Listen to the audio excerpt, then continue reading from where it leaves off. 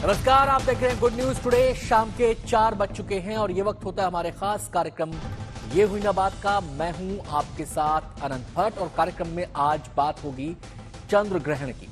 30 साल बाद चंद्र ग्रहण का संयोग शरद पूर्णिमा के साथ आया है। चंद्र ग्रहण खुद में महत्वपूर्ण खगोलीय घटना है और शरद पूर्णिमा का हिंदू मान्यताओं में खास महत्व है। ऐसे में हर मन में तमाम तरह के सवाल हैं, कई तरह की दुविधाएं भी हैं। सवाल यह भी है कि शरद पूर्णिमा पर लग रहा चंद्र ग्रहण हमारे जीवन पर क्या असर डालने वाला है। ये जो संयोग बना है, जिसको महासंयोग भी कहा जा रहा है, इसका क्या इंपैक्ट, इसका क्या प्रभाव पड़ सकता है।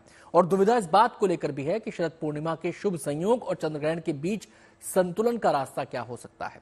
तो आज आपकी इन दुविधाओं और सवालों पर हम अपने मेहमानों से चर्चा करेंगे, जानेंगे चंद्र ग्रहण को लेकर जो दुविधाएं आपके मन में, उनके जवाब क्या क्या है। तमाम पहलुओं पर चर्चा होगी और आपको बताएंगे कि चंद्र ग्रहण का सूतक काल कब से है, इसके क्या मायने हैं, क्या क्या इसमें करना है। और इसको देखते हुए, यानी कि चंद्र ग्रहण को देखते हुए ही काशी में जो गंगा आरती अनवरत चलती रहती है, उसको लेकर भी उसके टाइमिंग में बदलाव किया गया है। कल शाम की बजाय दोपहर में ही उसे संपन्न कर दिया जाएगा। तो तमाम पहलुओं पर चर्चा होगी, लेकिन चर्चा की शुरुआत करें उससे पहले ये रिपोर्ट आपको दिखाते हैं।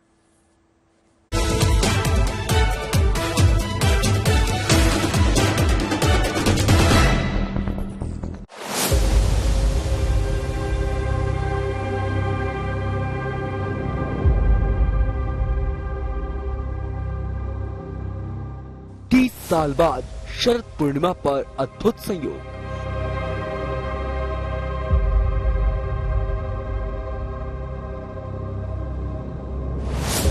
लगने जा रहा है साल 2023 का आखिरी चंद्र ग्रहण।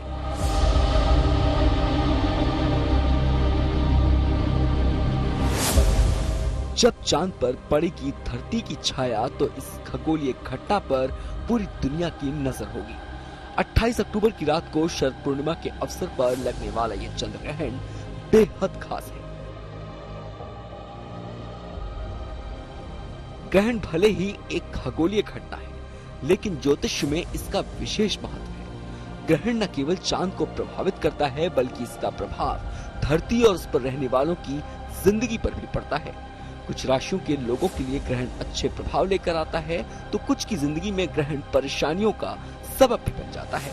इस बार साल का ये आखिरी ग्रहण ज्योतिष के लिहाज से बेहद खास है। साल का जो अंतिम चंद्र ग्रहण है वो बड़ा महत्वपूर्ण है, क्योंकि इसमें 2 राशियां विशेष रूप से इन्वॉल्व हो रही हैं, एक मेष राशि और एक तुला राशि। और इसमें अग्नि के सारे ग्रह इन्वॉल्व हो रहे हैं। सूर्य, मंगल, केतु, इनका प्रभाव है निश्चित रूप से, और साथ ही साथ शनि का भी प्रभाव है। चंद्र ग्रहण 3 तरह के होते हैं: पूर्ण चंद्र ग्रहण, आंशिक और उपछाया। खंडग्रास चंद्र ग्रहण को आंशिक चंद्र ग्रहण भी कहा जाता है। जब पृथ्वी की छाया चंद्रमा के कुछ भाग पर पड़ती है तो इसे खंडग्रास यानी आंशिक चंद्र ग्रहण कहते हैं। 28 अक्टूबर की रात को खंडग्रास चंद्र ग्रहण ही लगने वाला है। साल का यह आखिरी चंद्र ग्रहण मेष राशि और अश्विन नक्षत्र में लग रहा है। साल का आखिरी चंद्र ग्रहण गज केसरी योग में लगेगा। चंद्रमा और गुरु की युक्ति से गज केसरी योग बनता है। इससे कई राशियों के लोगों को लाभ हो सकता है। साथ ही इस चंद्र ग्रहण के मौके पर रवि योग, बुद्धात्व योग, शश योग और सिद्धि योग और सौभाग्य योग भी बनेगा। ज्योतिष शास्त्र का मानना है कि हर ग्रहण अपने साथ शुभ या अशुभ संकेत लेकर आता है। शरद पूर्णिमा तो शुभ है, लेकिन ग्रहण कुछ राशियों के लोगों पर प्रतिकूल प्रभाव डाल सकता है। ऐसे में चंद्र ग्रहण के प्रभाव को कम करने के लिए ज्योतिष विज्ञान में कई तरह के उपाय बताए गए हैं। ज्योतिष के नियमों के मुताबिक ग्रहण काल में अधिक से अधिक शिव मंत्र का जाप करें। चाहे तो चंद्रमा के मंत्र का जाप भी कर सकते हैं। ग्रहण के बाद चंद्रमा से संबंधित चीजों का दान करें। चंद्र ग्रहण के बाद चावल, चीनी, दूध या चांदी का दान करना शुभ माना जाता है। कुछ राशियों के लिए ग्रहण शुभ असर लेकर भी आते हैं। जिन राशियों के लिए ग्रहण शुभ नहीं है, वो भी अगर जरूरी उपाय कर लें तो उनके जीवन पर भी चंद्र ग्रहण कोई प्रतिकूल प्रभाव नहीं डालता। Bureau report, good news today. तो देखिए, इस साल का आखिरी चंद्र ग्रहण है और इस महीने में अगर ग्रहण की बात करें तो 2 ग्रहण लग चुके हैं। यानी कि एक सूर्य ग्रहण जो अभी 14 या 15 अक्टूबर को शायद लगा था, 14 अक्टूबर को लगा था, प्रतीक जी बता रहे हैं, मैं थोड़ा डेट में कंफ्यूज हो गया। अब 28 तारीख को चंद्र ग्रहण लगने जा रहा है। हालांकि 14 अक्टूबर का जो ग्रहण था, सूर्य ग्रहण था, वो भारत में दृश्य नहीं था, तो तमाम नियम कायदे जो ग्रहण से जुड़े होते हैं वो भारत में लागू नहीं हुए थे। लेकिन ये चंद्र ग्रहण, साल का आखिरी चंद्र ग्रहण और इस महीने का दूसरा ग्रहण भारत में दृश्य है, यानी कि भारत में इसे देखा जाएगा। तो इससे जुड़े तमाम नियम कायदे हैं और जब जब बात ग्रहण की होती है तो लोगों के जहन में बहुत सारे सवाल आ जाते हैं, बहुत सारा कौतूहल उनके मन में होता है। तो भाई तमाम जिज्ञासाओं को आज शांत करेंगे। आचार्यों का, ज्योतिष आचार्यों का पूरा पैनल हमारे साथ मौजूद है। सबसे पहले अपने मेहमानों से हम आपका परिचय करा दें। हमारे साथ स्टूडियो में इस समय 2 मेहमान मौजूद हैं। आचार्य जेपी सिंह जी हमारे साथ चर्चा में शामिल रहेंगे। इसके अलावा प्रतीक भट्ट जी हमारे साथ इस चर्चा में हिस्सा बन रहे हैं और हमारे साथ बाहर से भी, स्टूडियो के बाहर से भी 2 मेहमान जुड़ रहे हैं। प्रयागराज से पंडित दिवाकर त्रिपाठी जी हमारे साथ मौजूद रहेंगे और आचार्य कमल नंदन जी भी इस चर्चा में हमारे साथ मौजूद हैं। तो सबसे पहले हम रुख करना चाहेंगे आचार्य जेपी सिंह जी का। आचार्य जी, सबसे पहले तो लोग यही जानना चाहते हैं कि ये जो चंद्र ग्रहण है इसका सूतक काल कब से शुरू हो जाएगा? सर्वप्रथम सब दर्शकों को सादर प्रणाम और शरद पूर्णिमा की ढेर सारी शुभकामनाएं।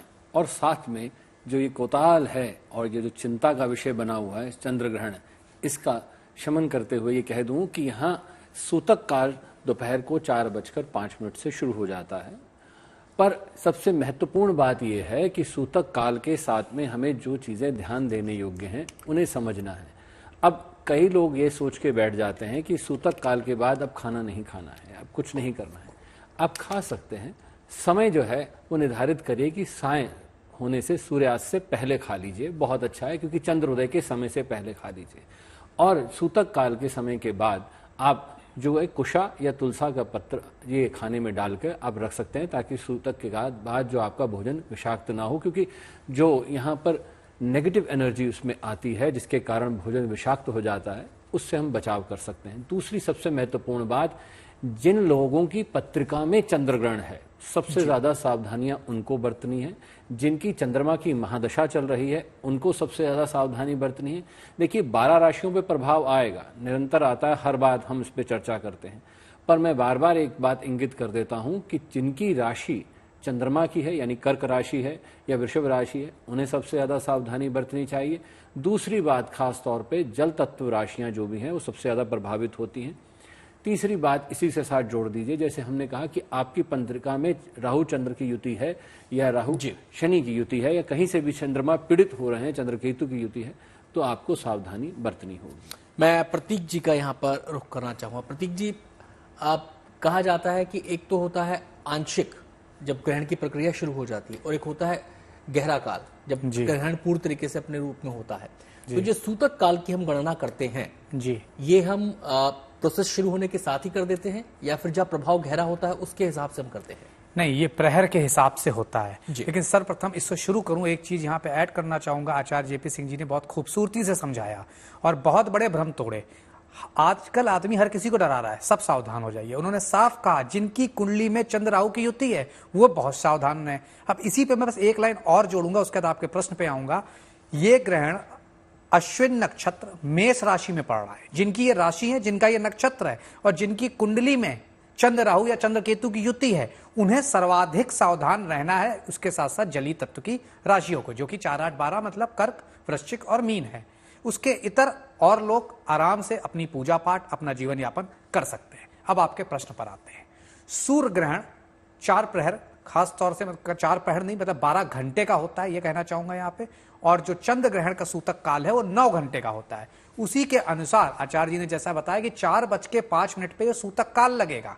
सूतक काल का मतलब यहाँ ये होता है कि अब धीरे धीरे इस चंद्रमा और जो ग्रह है उसकी समीपता बढ़ रही है और चंद्र और सूर्य के बीच पृथ्वी आ रही है, जिस वजह से कहीं ना कहीं ग्रहण पड़ रहा है। ये काल शुरू हो गया, स्पर्श शुरू हो गया। अब आप सावधान हो जाइए। पूजा पाठ, मंदिर के कपाट सिर्फ इसलिए बंद किए जाते हैं कि आप घर में अपना पूजा पाठ करें, इस दौरान बाहर ना निकले। क्यों भाई? पुराने काल में, प्राचीन काल में ये सब किसी ऋषि मुनि ने नहीं लिखा, ये शास्त्रों में भी कहीं नहीं लिखा है। ये सब हमारे परबाबाओं ने, परदादाओं ने, पूर्वजों ने ये सब बनाया। क्यों बनाया? क्योंकि 5 बजे के बाद संध्या काल माना जाता था और कहा जाता था उसके बाद खाना ना बनाए। खाने में कोई जहरीली वस्तु, जहरीला प्राणी, जहरीला जीव, जहरीला कीटाणु गिर सकता है। 5 बजे खाना बनता था, 6 बजे खा लेते थे। अब ग्रहण जब पड़ता है रात को, तो अगर आप उस समय खाना बनाएंगे तो कहीं ना कहीं हितकर नहीं है, उस समय के हिसाब से कहा गया। वही बात मंदिरों पे होती है भाई। अब आपसे कहा जाए रात के 8 बजे आप जाके संध्या आरती करिए, वो रिस्की हो जाएगा, क्योंकि ग्रहण की वजह से अंधेरा ज्यादा है और कहीं ना कहीं उथल पुथल है पृथ्वी पर। उस वजह से कहा जाता है आप घर पे रहिए और अपना पूजा पाठ, अपने आराध्य को, अपने कुल देवी देवता को पूजा करिए। तो इसलिए 9 घंटे का सूतक काल चंद्रमा का, 12 घंटे का सूतक काल सूर्य का रहता है। मैं सीधे रुख करूंगा डॉक्टर दिवाकर त्रिपाठी जी का। त्रिपाठी जी, आपसे मेरा सवाल यह है कि ये जो चंद्र ग्रहण है, इसको इसलिए भी खास और अहम माना जा रहा है कि ये शरद पूर्णिमा के दिन पड़ रहा है। इस संयोग के क्या मायने हैं, इसकी महत्ता क्या है? जी नमस्कार, और सभी विद्वजनों को भी मेरा शुभ प्रणाम, आपको भी नमस्कार। देखिए, यह चंद्र ग्रहण प्रायः चंद्र ग्रहण पूर्णिमा तिथि पर पड़ता है। ऐसी स्थिति में इस तरह की स्थितियां उत्पन्न हो ही जाती हैं, लेकिन इस बार शरद पूर्णिमा के दिन की रात में पड़ रहा है, तो सबसे बड़ी समस्या ये आती है कि जो हम खीर बनाते हैं, प्रसाद बनाते हैं, उसमें क्या करेंगे। तो इसमें यही विकल्प के रूप में आ सकता है कि जब ग्रहण खत्म हो जाए उस समय प्रसाद बना करके बाहर रखा जाए, क्योंकि उससे पहले एक विकल्प है कि आप प्रसाद बनाएं और उसमें कुसा डाल करके या तुलसी पत्र डाल करके रख करके प्रसाद ग्रहण कर सकते हैं। परंतु यह स्थितियां बहुत अच्छी नहीं कही जाएंगी, क्योंकि बाहर रखेंगे, चंद्रमा का सीधा प्रकाश पड़ेगा तो थोड़ी सी निगेटिव एनर्जी उसमें आ जाएगी। तो हमें बचना चाहिए, ग्रहण समापन के बाद अगर करें तो ज्यादा अच्छी स्थिति बन जाएगी। आता हूं दिवाकर जी आपके पास। मैं सीधे अपने अगले मेहमान जी का रुख करूंगा यहाँ पर, कमल नंदलाल जी का। कमल जी, आपसे मेरा सवाल ये है कि कहा जाता है कि 16 कलाओं से युक्त होता है शरद पूर्णिमा के दिन चंद्रमा। जी जी। अब इस शरद पूर्णिमा पर चंद्र ग्रहण भी पड़ रहा है, तो ये जो कहा जाता है कि इसमें इस दौरान अमृत वर्षा भी होती है। अब चंद्र ग्रहण भी पड़ रहा है, तो लोगों के मन में कंफ्यूजन ये है कि शरद पूर्णिमा और चंद्रमा का ये जो मेल है, इसमें जो शुभ संयोग की बात होती है, क्या वो ग्रहण के दौरान भी कायम रहते हैं? क्या उनका प्रभाव उतना ही शुभ ग्रहण के दौरान भी होता है? बिल्कुल। देखिए, एक बात समझनी होगी, चंद्रमा मनसो जातक, चंद्रमा ही 16 कलाओं का स्वामी है ना, और चंद्रमा पानी बनकर इस संसार में विद्यमान है। जितना भी पानी है, जितने भी जल स्रोत हैं, चंद्रमा को सोमेश कहा गया है ना, उसे सुधांशु, अमृतांशु कहा गया है। उसका कारण क्या है कि इस संसार में जो जल है वही अमृत है, क्योंकि जल के बगैर जीवन नहीं है। और सबसे ज्यादा अगर मन कभी पीड़ित होता है तो वो चंद्र ग्रहण के समय होता है, क्योंकि हमारा मन पीड़ित होता है। 16 कलाएं हमारे जीवन की वो 16 विभूतियां हैं जिनसे हमारा जीवन जुड़ा है। तो कहीं ना कहीं ये क्षेत्र तो जरूर प्रभावित होगा।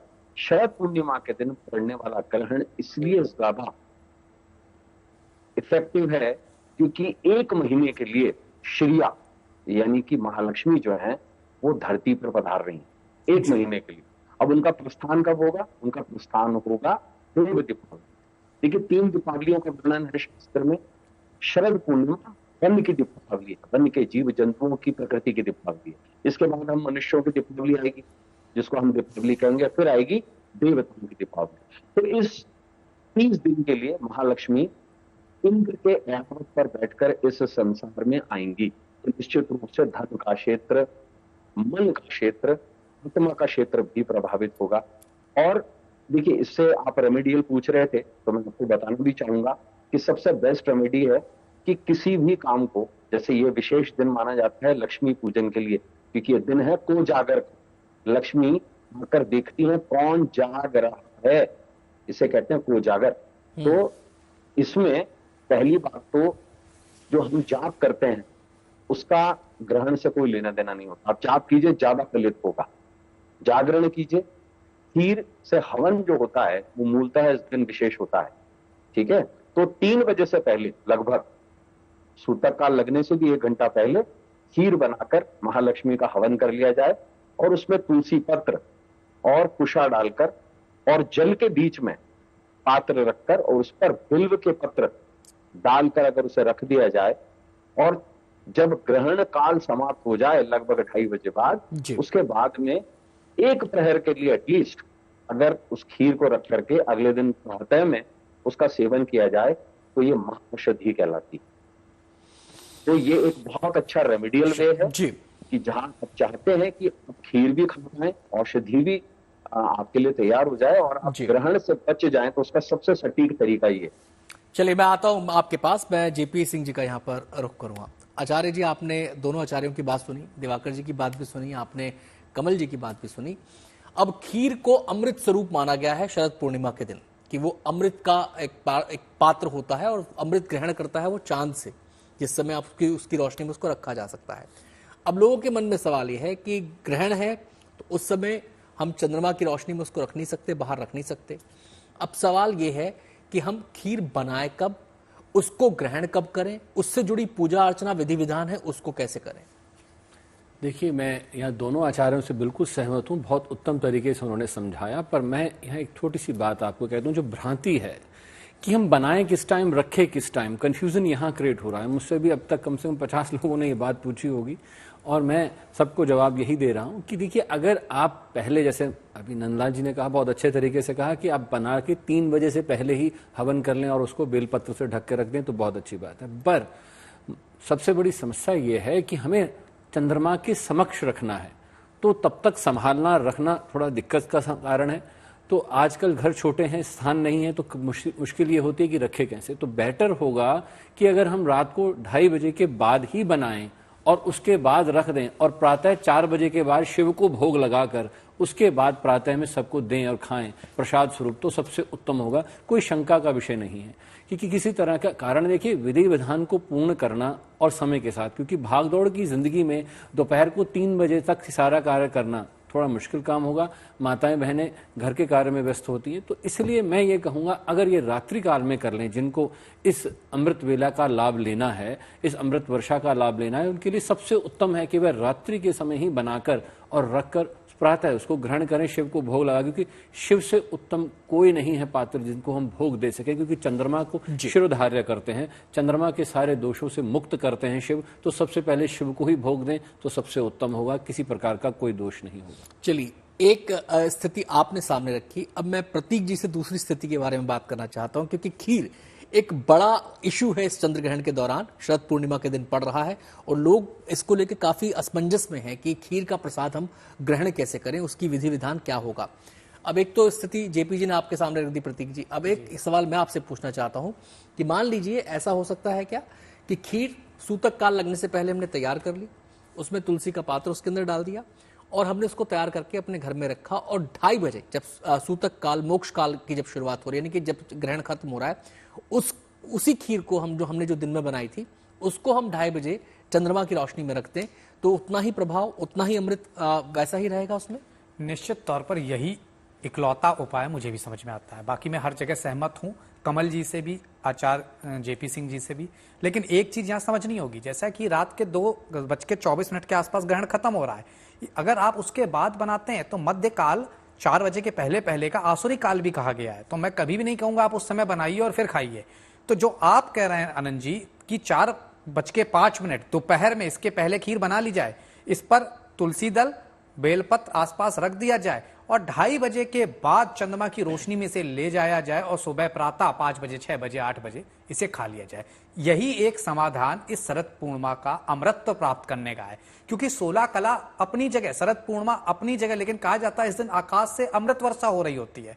लेकिन अमृत वर्षा कहीं ना कहीं तब ग्रहण में परिवर्तित हो जाती है जब चंद्र राहु की युति है और ग्रहण भी पड़ रहा है। तो निश्चित तौर पर बहुत अच्छा समय नहीं है, प्लैनेट आपके नेगेटिव स्थिति में है, उस दौरान रखी हुई खीर, उस दौरान बनाया हुआ खीर निश्चित तौर पर खराब रहेगा। तो सिर्फ एक ही कहीं ना कहीं उपाय मिलता है जो आपने बताने की कोशिश करी हमारे दर्शकों को कि 4 बजे के पहले खीर बनाइए, 2:30 बजे के बाद चंद्रमा की रोशनी में रखिए, प्रातः काल इसे शिव भगवान को पहले अर्पित करिए। उसमें कुछ भी अगर विष की मात्रा है या कहीं से भी कोई प्रॉब्लम ग्रहण का है तो पहले कहीं ना कहीं शिव बाबा को अर्पित करने से वो चीजें नलीफाई होंगी, उसके बाद आप उसका ग्रहण कर सकते हैं।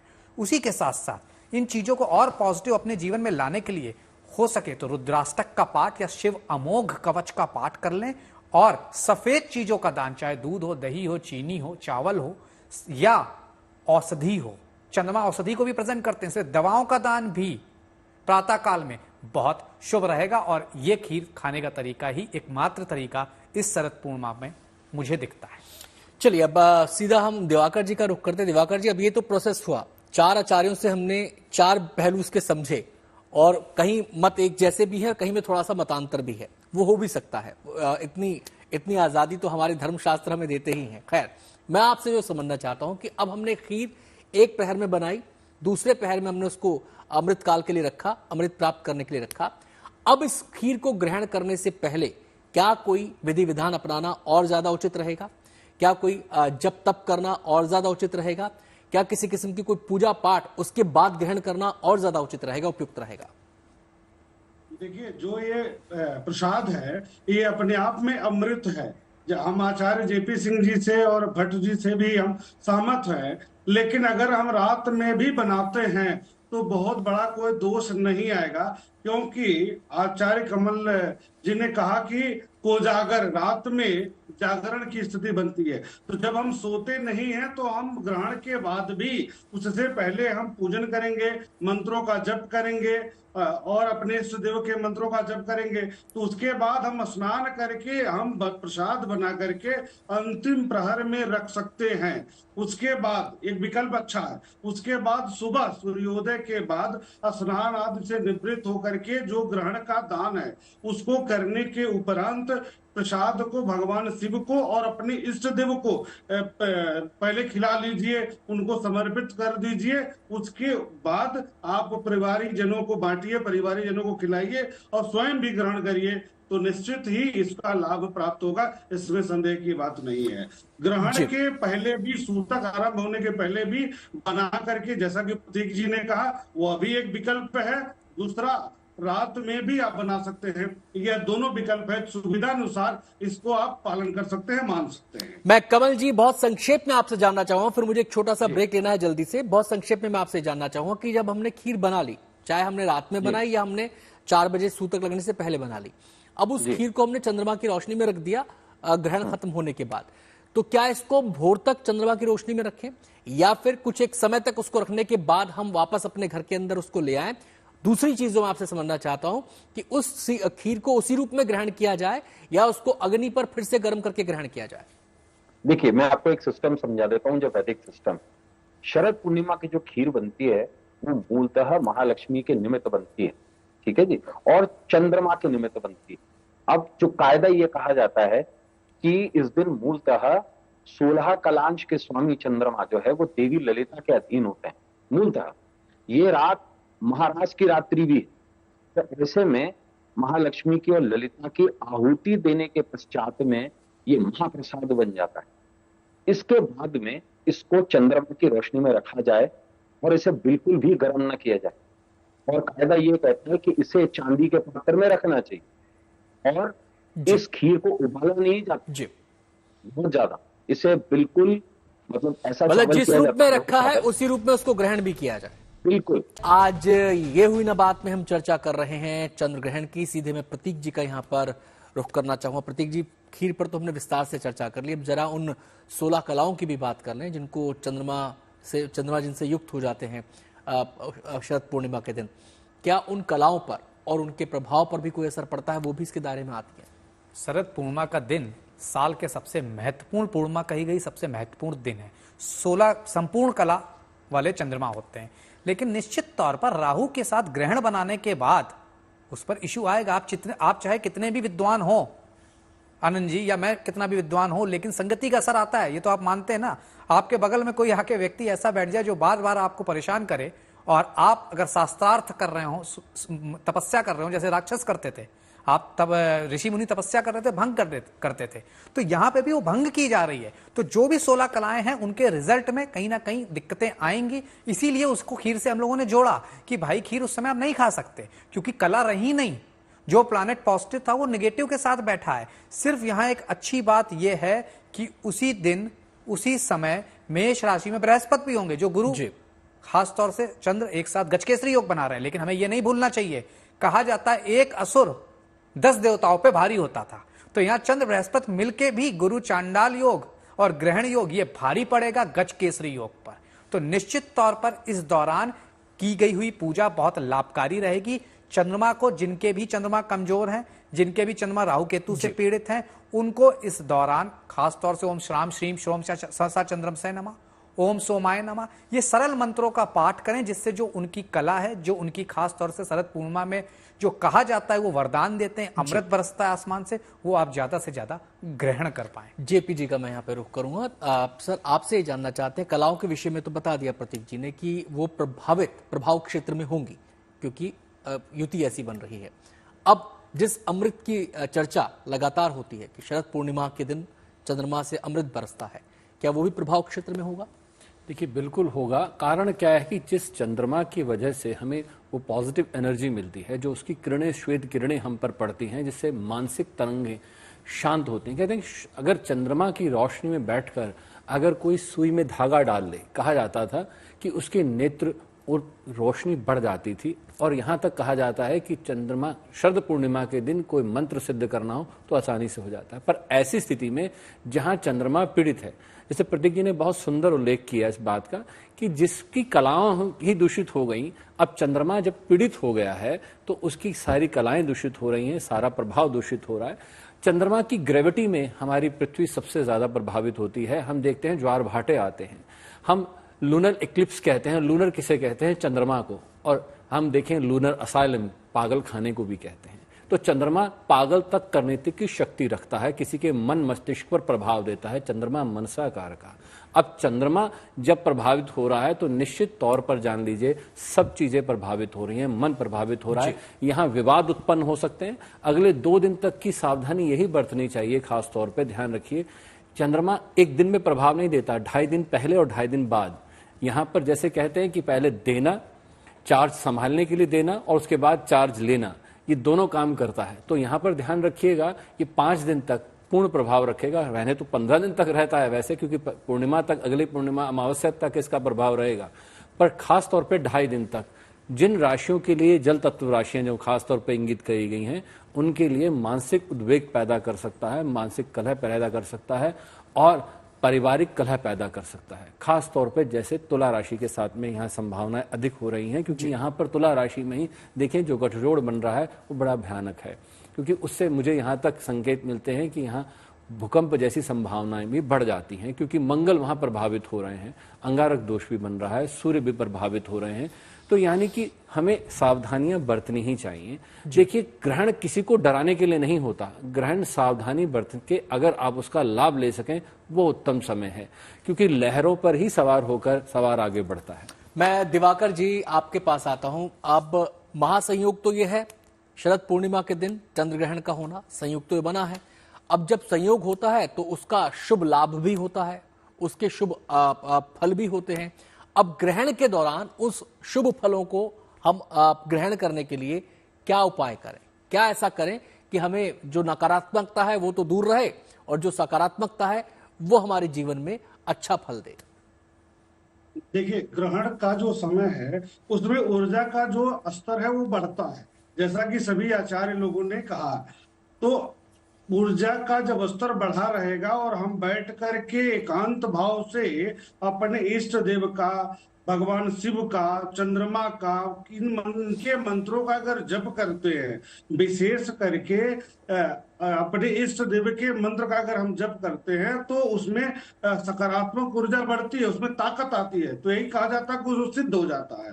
तो भविष्य में जब भी उसका प्रयोग करेंगे या जपेंगे तो आपको जो भी अभिष्ट है, जो भी आप चाहते हैं, उसकी पूर्ति आसानी से हो जाती है। इसीलिए ग्रहण के दौरान, ग्रहण के समय में अपने इष्ट देव के मंत्रों का जप करें। और इसके साथ मैं आपको बता दूं प्रतीक कि इसमें क्या करना चाहिए अनंत जी, कि राहु से पीड़ित हो रहा चंद्रमा, राहु और केतु के प्रभाव में सूर्य है, मंगल है, बुध है और बृहस्पति चंद्र है। तो इतने ग्रह कहीं न कहीं प्रभावित हो रहे हैं। तो ऐसे में हमें राहु के मंत्रों का भी जप करना चाहिए, जिससे राहु का जो नकारात्मक प्रभाव है वह न पड़ने पाए इन ग्रहों पर। ये इसका भी जरूर ध्यान देना जी। चाहिए। तो इष्ट देव भगवान शिव, चंद्रमा और राहु, इनमें से किसी के भी मंत्रों का जप या सबके मंत्रों का जप करके आप इस ग्रहण के शुभ समय का सकारात्मक लाभ ले सकते हैं और मंत्रों की सिद्धि कर सकते हैं। तो ग्रहण किसका मामले में शुभ कारक भी है। दूसरी बात, इस ग्रहण का नकारात्मक प्रभाव उन राशियों पर और उन राष्ट्रों पर ज्यादा पड़ेगा जिनके नाम की शुरुआत मेष राशि और तुला राशि से है। इससे पहले सूर्य ग्रहण जो लगा था वो कन्या राशि से संबंधित था। तो कन्या राशि के लोगों को भी और उन राष्ट्रों को भी जिनके नाम की शुरुआत कन्या राशि से है, सतर्क रहना चाहिए। भूकंप, प्राकृतिक दुर्घटनाओं में वृद्धि होने की संभावना बढ़ जाती है। आता हूं दिवाकर जी मैं आपके पास। कमल जी का मैं यहाँ पे रुख करना चाहूंगा। कमल जी, अब मंत्रों के जप की बात आती है। हर ग्रहण में हम कहते हैं कि मंत्रों का जप करना चाहिए, लेकिन आजकल का जो आधुनिक काल है उसमें नौकरी पेशे, काम रोजगार ऐसे हो गए हैं कि निश्चित नहीं है कि हम घर में ही मौजूद रहें, हो सकता है कि हम बाहर मौजूद हों। तो इस जप की, मंत्र जाप की कोई स्थिति विशेष या स्थान विशेष का महत्व होता है, या फिर हम जहां पर हैं, जिस रूप में हैं, अपने मन में भी करते हैं तो भी उसका प्रभाव वैसा ही है? देखिए आनंद जी, एक बात को समझिएगा, ग्रहण काल एक स्पेशल काल है।